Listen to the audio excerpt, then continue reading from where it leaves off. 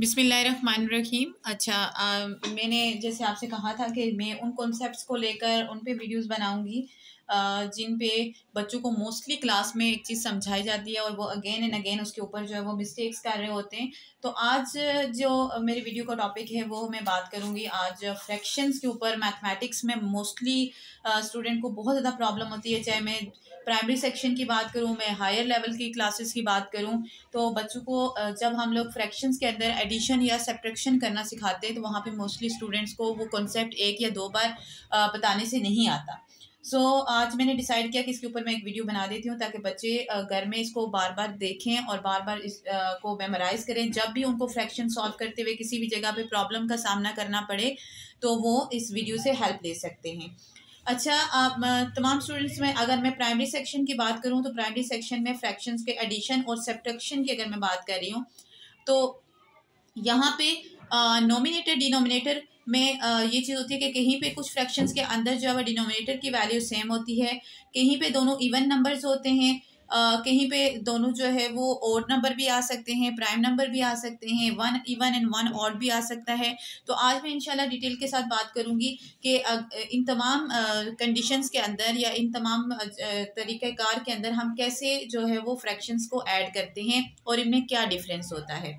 अगर higher level पे बात करें तो वहाँ पे डायरेक्ट जो है वो बच्चों को क्योंकि वहाँ पे बेस एंड एक्सपोनेंट लॉ की बात की जाती है, तो एक्सपोनेंट लॉ जो है वो ये कहता है कि अगर बेस सेम हो तो पावर्स हमेशा ऐड होती हैं, और अगर मल्टीप्लिकेशन के अंदर यानी अगर दो सेम बेस की वैल्यूज आपस में मल्टीप्लाई हो रही हैं तो उनकी पावर्स को ऐड कर दिया जाता है, और अगर वो डिवाइड हो रही हैं तो उनकी पावर्स को माइनस कर दिया जाता है। इसके ऊपर भी मैं लेटर ऑन डिटेल के साथ बात करूंगी, लेकिन पहले मैं जनरल कॉन्सेप्ट पे बात करूंगी कि अगर आपके पास फ्रैक्शन है, जैसे यहाँ पे फर्स्ट क्वेश्चन मैंने जो यहाँ पे एग्जांपल के तौर पे लिया है 2/19 प्लस 12/19।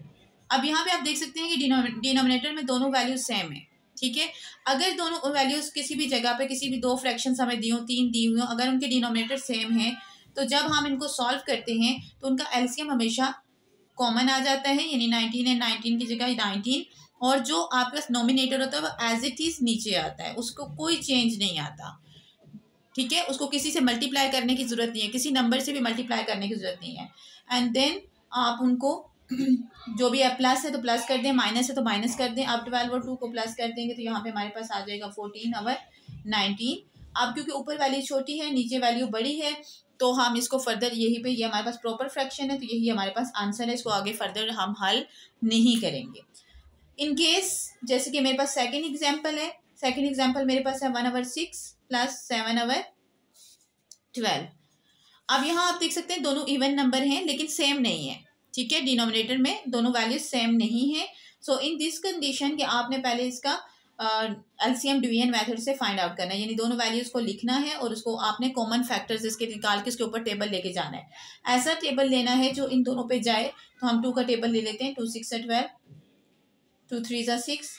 अब इन दोनों पे कॉमन 3 का टेबल जा सकता है, 3 2 6, 3 1 3, एंड देन 2 1 2, 2 1 2। अब इन फैक्टर्स को आप मल्टीप्लाई करें तो हमारे पास नंबर आएगा 2 3 6 एंड 6 2 12। तो यहाँ पे हमारे पास जो एलसीएम आ गया वो क्या आ गया 12। इस कंडीशन में यहाँ पे अगर डिनोमिनेटर सेम है तो मैंने कहा आपके नोमिनेटर में कोई चेंज नहीं आएगा, लेकिन अगर डिनोमिनेटर डिफरेंट था, हमने उसका डिवीजन मेथड से एलसीएम फाइंड आउट किया, तो एलसीएम फाइंड आउट करने के बाद आपने क्या करना है कि नोमिनेटर को लिखना है और साथ में ब्रैकेट पुट कर देनी है। अगेन नोमिनेटर को लिखना है और ब्रैकेट को पुट कर देना। अब इस ब्रैकेट में कौन सी वैल्यू आएगी? इस ब्रैकेट में वैल्यू आएगी कि आपने नंबर रीड करना है, यानी कि आपने डिनोमिनेटर का टेबल एलसीएम तक रीड करना है। 6 का टेबल आप 12 यानी 12 को 6 से डिवाइड करें तो 6 2 12, और फिर 12 को 12 से डिवाइड करें तो 12 1 12। अगर बच्चे को नहीं समझ आ रही तो आप यूँ भी कर सकते हैं कि उनको बताएं कि आपने रफ वर्क में एलसीएम को अंदर लिखना है और डिनोमिनेटर के साथ आपने उसको डिवाइड कर देना है, जो भी आंसर आएगा वो आपने पुट कर देना है। सिमिलर सेकंड फ्रैक्शन में भी यही करना है, एंड देन आप इनको आगे सॉल्व कर लें। 2 1 2 plus 7 1 7 divided by 12, and this is 9/12। ये आपके पास क्या आ गया आंसर। अच्छा, ये तो जनरल बात होगी कि अगर आपके पास डिनोमिनेटर सेम हो तो आपने किस तरह सॉल्व करना है, और अगर आपके पास डिनोमिनेटर डिफरेंट हो तो आपने कैसे सॉल्व करना है। आप फर्दर आगे चलते हैं।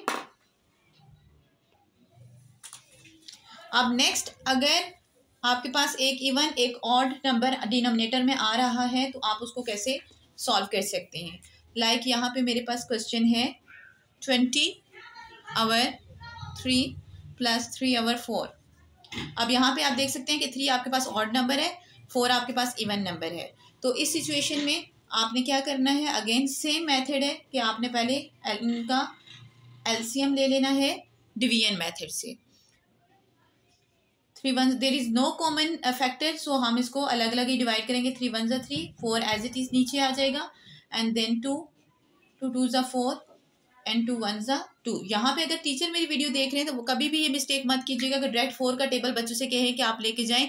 बच्चों को हमेशा ये चीज़ सिखाएं कि एलसीएम डिवीजन मेथड में हमेशा प्राइम नंबर से आपने टेबल लेकर जाना है। प्राइम नंबर आपको पता है वो नंबर जो जिनके ऊपर सिर्फ उनका अपना टेबल जाता है उनको डिवाइड करने के लिए, लाइक 2 3 5 7 11। ठीक है, तो प्राइम नंबर से ही हमेशा एलसीएम करवाएं। अब हम इनको मल्टीप्लाई करेंगे फैक्टर्स को। 3 2 ज़ा 6 एंड 6 2 ज़ा 12। तो अगेन हमारे पास एलसीएम आ जाएगा 12। वही जो मैंने अभी पिछली एग्जांपल में बताया, आपने नॉमिनेटर की वैल्यू लिखी, ब्रैकेट पुट कर दी, फिर नॉमिनेटर की वैल्यू लिखी और ब्रैकेट पुट कर दी। अब क्या करना है, फर्स्ट फ्रैक्शन को देखना है। फर्स्ट फ्रैक्शन के डिनोमिनेटर में जो भी नंबर है उसको उससे हमने 12 को डिवाइड करना है। 3 4 ज़ा 12। तो ये जो 4 है ये हम ब्रैकेट में पुट कर देंगे। अगेन अब एलसीएम को हमने सेकंड फ्रैक्शन के साथ डिवाइड करना है, उसके डिनोमिनेटर के साथ। 12 लिया और 4 के साथ डिवाइड किया। 4 का टेबल रीड करेंगे, 4 3 ज़ा 12। अब इन दोनों को मल्टीप्लाई करके ब्रैकेट को ओपन करेंगे। 24 ज़ा 80। आप बच्चों को बोलें कि रफ वर्क में वो मल्टीप्लाई कर सकते हैं। 3 3 ज़ा 9। अब 80 + 9 क्या, 89 divided by 12। This is improper fraction, क्योंकि अब यहाँ पे हमारे पास नॉमिनेटर में बड़ी वैल्यू है, डिनोमिनेटर में छोटी वैल्यू है। सो आप इसको फर्दर जो है वो डिवाइड कर सकते हैं। आप 12 का टेबल बच्चों से कहीं रीड करें, और 12 का टेबल जब बच्चे रीड करेंगे तो 12 7 ज़ा 84। माइनस करेंगे, 9 में से 4 को माइनस किया 5 एंड दैट्स इट। तो ये मिक्स फ्रैक्शन आ जाएगी। सबसे पहले हम 7 लिखेंगे, देन जो हमारे पास रिमाइंडर आया है वो लिखेंगे, और जिससे हमने डिवाइड किया था फिर वो नंबर नीचे लिखा जाएगा। दिस इज द वे कि आप जो है वो इन फ्रैक्शंस को कैसे प्लस या माइनस कर सकते हैं। अब ये तो बात की मैंने जूनियर लेवल की। अगर माइनस होगा तो माइनस करेंगे, और अगर प्लस होगा तो प्लस करेंगे। और कुछ ऐसी भी फ्रैक्शंस होती हैं, यानी हमारे पास कभी कभी ऐसे भी आ जाता है कि हमारे पास कुछ यूँ नंबर आ जाए, लाइक 7 - 3/10। अब यहाँ पे फ्रैक्शन नहीं है तो बच्चे कंफ्यूज हो जाते हैं कि इसको हमने कैसे सॉल्व करना है। तो ऐसी सिचुएशन के अंदर जो है वो बच्चों को बताएं कि हमेशा जहाँ पे कुछ भी नहीं होता वहाँ पे डिनोमिनेटर में 1 होता है। तो हम इसको इस तरह सॉल्व करेंगे, और अगर 1 वाला केस आ रहा है तो फिर डायरेक्ट एलसीएम हमेशा बड़ी वैल्यू होती है। बेशक अलग से बच्चे जो है वो डिवीजन मेथड अप्लाई ना करें, तो फिर हम यहाँ पे डायरेक्ट जो भी बड़ा नंबर होता है वो एलसीएम के तौर पे ले लेते हैं। बाकी प्रोसीजर वही रहेगा, 7 इंटू ब्रैकेट एंड देन 1 वाला केस है तो क्रॉस मल्टीप्लिकेशन सिखा दे बच्चों को, यानी 10 यहाँ पे आ जाएगा और 1 3 के साथ मल्टीप्लाई हो जाएगा। 7 10 ज़ा 70 और 10 माइनस ए की वैल्यू आएगी मिड में, और 3 1 ज़ा 3। 70 में से 3 को माइनस करेंगे तो 67 और 10। अगेन मैंने आपको बताया कि अगर नॉमिनेटर की वैल्यू बड़ी होगी तो हम उसको लाजमन डिवाइड करेंगे सिंप्लीफाई करने के लिए। 10 6 ज़ा 60, तो रिमाइंडर हमारे पास आ गया 7। सो हमारा आंसर होगा 6 7 और 10।